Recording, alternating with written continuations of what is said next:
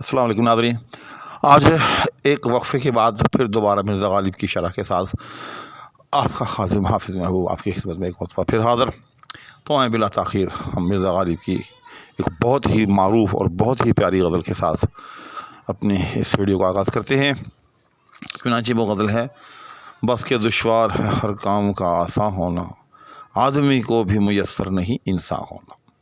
تو آئیں پہلے اس مطلع کی شرح کرتے ہیں، لیکن شرح سے پہلے ہمیشہ کی طرف سے التماس، اگر کوئی صاحب چینل پر نئے ہو تو برائے مہربانی بھی چینل کو سبسکرائب بھی کر دے، ساتھ میں موجود بیل آئیکن کو بھی پریس کر دے، شکریہ۔ چنانچہ مطلع ہے اور اس کا پہلا مصرع ہے: بس کے دشوار ہے ہر کام کا آساں ہونا۔ غالب نے اس مصرعے میں ایک دعویٰ کہہ لیں، ایک کوٹیشن کہہ لیں، ایک اصول کہہ لیں، وہ پیش کیا ہے، اور دوسرے مصرعے میں پھر اس اصول کی، اس کوٹیشن کی غالب نے ایک دلیل دی ہے۔ تو وہ اصول، وہ کوٹیشن، وہ ضابطہ کیا ہے کہ ہر کام جو ہے، جو بظاہر کتنا بھی آسان نظر آ رہا ہو، لیکن جب کوئی انسان اس کام کو کرنے بیٹھے، کرنے لگے، تو وہ بہت مشکل ہوتا ہے۔ میں اس کی اکثر یہ مثال دیا کرتا ہوں، جیسے سائیکل چلانا ہے۔ اب اگر کوئی ایسا آدمی جو سائیکل نہ چلانا جانتا ہو اور وہ کسی سے سائیکل سیکھنا چاہے، تو بظاہر سائیکل سکھانے والا اس کو یہ کہے گا کہ ارے بھائی، یہ پکڑو، اس کی کاٹھی پر بیٹھو، ہینڈل کو تھامو اور پاؤں کو جو ہے وہ گھما دو، سائیکل چلنے لگے گا۔ اور ظاہر ہے اس کی سائنس جو ہے بس اسی بات پر جو ہے وہ مشتمل بھی ہے کہ ہینڈل ہاتھ میں ہو اور پاؤں جو ہے وہ بندہ گھماتا رہے، سائیکل چلتا رہتا ہے۔ اس میں کوئی ایسی، اس کے علاوہ کوئی کسی ٹیکنیشین کی ضرورت بھی نہیں ہے۔ لیکن اگر سچ مچ کوئی آدمی اس پر عمل کرنے لگے، جس نے سائیکل جو ہے وہ نہ سیکھا ہوا ہو، اور وہ اس طرح سے اس کو گھمانے لگے پیڈلوں کو اوپر بیٹھ کر، تو دھڑام سے جو ہے وہ کبھی دائیں گرے گا، کبھی بائیں گرے گا، ہو ہی نہیں سکتا وہ سائیکل چلا لے۔ تو دیکھا کہ کتنا آسان کام تھا، لیکن جب کوئی بھی کام جو ہے بندہ کرنے لگے تو بظاہر وہ کتنا ہی آسان کیوں نہ ہو، اس کے کسی نہ کسی کونے خدرے میں کوئی ایسی مشکل ضرور چھپی ہوئی ہوتی ہے کہ جب آدمی وہ کام کرنے لگتا ہے تو مشکل وہ جو ہے پھر سر ابھارتی ہے۔ پھر پتہ چلتا ہے کہ یہ بظاہر آسان سا جو کام تھا، حقیقت میں کتنا مشکل تھا۔ چنانچہ اب دوسرے مصرعے میں غالب نے اسی دعوے کی، یا اسی اصول کی، یا اسی کوٹیشن کی اپنے سے ایک بڑی خوبصورت جو ہے وہ مثال دی ہے۔ غالب کہتا ہے کہ آدمی کو بھی میسر نہیں انسان ہونا، یعنی ایک آدمی جو ہے اس کے لیے انسان بننا بھی جو ہے وہ بھی کوئی آسان کام نہیں ہے۔ حالانکہ دیکھیں کہ آدمی اور انسان دونوں ایک ہی چیز ہے، دونوں میں کوئی فرق نہیں ہے۔ اس کی مثال آپ یوں سمجھ لیں کہ جس طرح سے ایک آدمی کسی اونچی پہاڑی کی چوٹی پر جو ہے وہ کھڑا ہو، تو کہا جائے کہ اس کھڑے ہوئے شخص کو اس کی چوٹی پر پہنچنا بڑا مشکل ہے، تو ظاہر ہے دیکھنے والا کہے گا کہ جب یہ چوٹی کے اوپر پہلے سے کھڑا ہے تو پھر اس کے لیے کیا مشکل ہے اس چوٹی پر پہنچنا، جو یہ تو پہلے پہنچا ہوا ہے۔ تو بظاہر جو ہے وہ آدمی اور انسان جو ہیں وہ دونوں ایک ہی سکے کے دو رخ ہیں، ایک ہی چیز کے دو نام ہیں، تو اس میں ایسی کون سی مشکل ہے؟ لیکن اس کے الفاظ پر غور کریں۔ آدمی سے مراد وہ آدمی ہے یا وہ انسان ہے جو حضرت آدم علیہ السلام کی نسل سے ہے۔ اب سارے آدمی جو ہیں وہ حضرت آدم علیہ السلام کی نسل سے ہی ہیں، تو تمام انسان جو ہے وہ آدمی بھی ہیں۔ لیکن جب ہم کہتے ہیں کہ فلاں انسان ہے، تو یاد رکھیے گا کہ اس میں اس کے مادے کی طرف اشارہ ہے، یعنی جب ہم آدمی کہتے ہیں تو اس سے اس کی نسل کی ابتدا کی طرف جو ہے وہ ہمیں اشارہ ملتا ہے کہ اس کا آغاز کہاں سے ہوا۔ تو آغاز کہاں سے ہوا؟ حضرت آدم علیہ السلام کی نسل سے۔ لیکن جب ہم اسی آدمی کو انسان کہتے ہیں تو انسان کا لفظ یاد رکھیے گا کہ وہ انس سے نکلا ہے، اور انس کسے کہتے ہیں؟ محبت کو، پیار کو۔ اور محبت اور پیار یہ ایک ایسا سمندر ہے کہ اگر کوئی آدمی اس کی لہروں کو گننے بیٹھ جائے تو زندگی بیت جائے، اس کی لہریں گن نہیں سکتا، کیونکہ انس جب ہم کہتے ہیں کہ فلاں آدمی جو ہے وہ صاحب انس ہے، صاحب محبت ہے، صاحب الفت ہے، تو اس کے اندر گویا کہ یہ بات چھپی ہوئی ہے کہ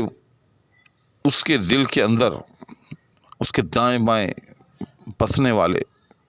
جتنے افراد ہیں، اس کے جتنے رشتے ہیں، وہ سب کے ساتھ محبت، پیار اور انسیت کا معاملہ جو ہے وہ کرتا ہے۔ اور اس کا تقاضا پھر کیا ہے؟ اس کا تقاضا یہ ہے کہ اپنے حق سے دستبردار ہو جائے اور اگلے کا حق جو ہے وہ اپنے پاس نہ رکھے۔ اس کا تقاضا تو یہی ہوتا ہے۔ تو یہ منزل بڑی مشکل ہے۔ یعنی کوئی آدمی، یعنی آدم علیہ السلام کی نسل سے جس کا تعلق ہے، وہ اپنے اندر ایسے اوصاف پیدا کر لے، اپنے اندر ایسی انسیت پیدا کر لے، اپنے اندر ایسا ایک وصف پیدا کر لے کہ جو بھی اس کے پاس بیٹھے وہ اس سے مانوس ہو جائے۔ اور وہ مانوس اسی صورت میں ہوگا کہ جب اس کے اندر ایک درد بھرا دل ہوگا، اس کا رویہ جو ہے وہ بڑا ہی شائستہ ہوگا، وہ بڑا صاحب اخلاق ہوگا، تبھی لوگ جو ہیں اس سے مانوس ہو گئے، ورنہ تو ہر آدمی جو ہے وہ اس سے بدک جائے گا۔ تو یہ منزل پیدا کرنا، یہ اوصاف اپنے اندر پیدا کرنا، اپنے اندر کسی آدمی کے لیے ایسے جذبات پیدا کرنا، ایسے اخلاق پیدا کرنا، ایسی صفات پیدا کرنا کہ ہر کوئی اس سے جو ہے وہ مانوس ہو جائے، کوئی اس سے بدکے نہیں، ہر کوئی اس کے پاس محبت کے ساتھ بیٹھے، اس کی محفل کے اندر اس کو سکون آئے، اس کے وصال کا متلاشی ہو، تو یہ منزل پانا جو ہے وہ بہت مشکل ہے۔ تو اب آپ نے دیکھا کہ ایک آدمی اور ایک انسان جو دونوں بالکل ایک جیسے ہیں، یعنی ایک شخص کہ جو ان اوصاف سے، جن کا میں نے ابھی تذکرہ کیا، اس سے عاری ہو، آپ اس کی تصویر لے لیں، اور جب وہ ان اوصاف سے متصف ہو جائے تو پھر اس کی تصویر لیں، تو بظاہر دونوں میں کوئی فرق نہیں ہے۔ پہلے بھی اس کی تصویر ویسی ہی ہوگی جو کہ انسان یعنی ان اوصاف سے متصف ہونے سے پہلے تھی، اور جب وہ ان اوصاف سے متصف ہو گیا پھر بھی اس کی تصویر ویسی ہی ہوگی۔ تو لیکن پہلی یعنی منزل جو کہ آدمیت کی منزل ہے، اس سے انسان بننے تک کا جو سفر ہے، تو وہ کتنی ریاستوں کا طالب ہے کہ انسان اپنے اندر ایسی صفات پیدا کرے کہ ہر شخص جو ہے وہ اس سے مانوس ہونا شروع ہو جائے، ہر کوئی اس سے بدکنا چھوڑ دے، ہر کسی کے لیے اس کے دل میں محبت پیدا ہو۔ تو بڑی خوبصورتی کے ساتھ غالب نے ثابت کیا کہ کوئی کام جو بظاہر کتنا بھی جو ہے وہ آسان نظر آ رہا ہو، لیکن جب آپ اس کو کرنے بیٹھتے ہیں تو اس کے اندر مخصوص قسم کی پوشیدہ مشکلات جو ہوتی ہیں وہ دکھائی دیتی ہیں، وہ سر ابھارتی ہیں۔ جیسا کہ آدمی اور انسان جو بظاہر ایک جیسے ہیں، لیکن کسی بھی آدمی کو انسان بننے کے لیے کتنی ریاضتوں سے جو ہے وہ گزرنا ہوتا ہے۔ اس کے بعد اگلا شعر ہے: گریہ چاہے ہے خرابی میرے کاشانے کی، در و دیوار سے ٹپکے ہے بیاباں ہونا۔ گریہ کہتے ہیں رونے کو، خرابی ویرانی، کاشانہ کہتے ہیں آشیانے کو، مکان کو، گھر کو۔ تو غالب کہتا ہے کہ میں اپنے محبوب کے ہجر میں اس قدر رو رہا ہوں کہ مجھے لگ یہ رہا ہے کہ یہ جو گریہ ہے، اس سے جو طوفان جو ہے وہ آیا چاہتا ہے، یہ میرے گھر کو جو ہے وہ گرا کے چھوڑے گا، یہ اس کو اپنے ساتھ بہا لے جائے گا۔ گریہ چاہے ہے خرابی میرے کاشانے، یعنی یہ جو گریہ ہے، یہ جو طوفان اشک ہے، آنسوؤں کا طوفان ہے،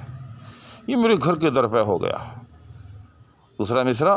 در و دیوار سے ٹپکے ہے بیاباں ہونا، کہ میرے گھر کے در و دیوار جو ہیں، یہ جو ہے گویا کہ زبان حال سے یہ کہہ رہے ہیں کہ اب ہم بیابان ہوا چاہتے ہیں۔ یہاں شعر کا جو لطف ہے وہ لفظ ٹپکے میں ہے، در و دیوار سے ٹپکے ہے بیاباں ہونا۔ یعنی آپ بھی جانتے ہیں اس چیز کو کہ ٹپکنا جو ہوتا ہے وہ آہستہ آہستہ ہوتا ہے، جیسے قطرہ قطرہ کر کے کہیں سے پانی ٹپک رہا ہو۔ تو در و دیوار سے ٹپکے ہے بیاباں ہونا،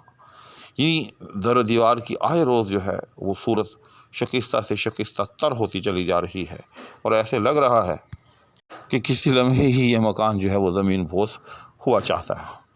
تو آج کی اس نشست میں اس غزل کے 2 اشعار ہی انشاءاللہ باقی ماندہ اشعار کی تشریح کے ساتھ پھر کبھی آپ کی خدمت میں حاضری دوں گا۔ اس وقت تک کے لیے فقیر کو اجازت دیجیے، اس التماس کے ہمراہ کے چینل کو تھوڑا سا سپورٹ کرتے رہا کریں۔ اللہ حافظ۔